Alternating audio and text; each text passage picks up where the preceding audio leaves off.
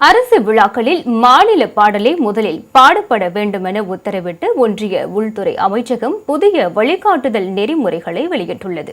அதன்படி முதலில் மாநில பாடல், அதைத் தொடர்ந்து வந்தே மாதரம் பாடல், இறுதியாக தேசிய கீதமும் பாடப்பட வேண்டும் என்று குறிப்பிட்டுள்ளது.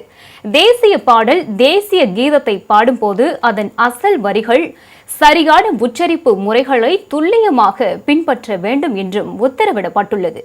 அனைத்து மாநில அரசுகள், யூனியன் பிரதேச நிர்வாகங்கள் மற்றும் ஒன்றிய அமைச்சகங்களுக்கு புதிய வழிகாட்டுதல்களை வழங்கியுள்ள ஒன்றிய உள்துறை அமைச்சகம் இந்த வரிசை முறையை தவறாமல் பின்பற்றுமாறு அறிவுறுத்தியுள்ளது. தேசிய கீதம் அல்லது வந்தே மாதரம் பாடல் கட்டாயம் இசைக்கப்பட அல்லது பாடப்பட வேண்டிய நிகழ்வுகள் குறித்த விரிவான பட்டியலை தனது உத்தரவுகள் உள்ளடக்கியுள்ளதாக உள்துறை அமைச்சகம் குறிப்பிட்டுள்ளது.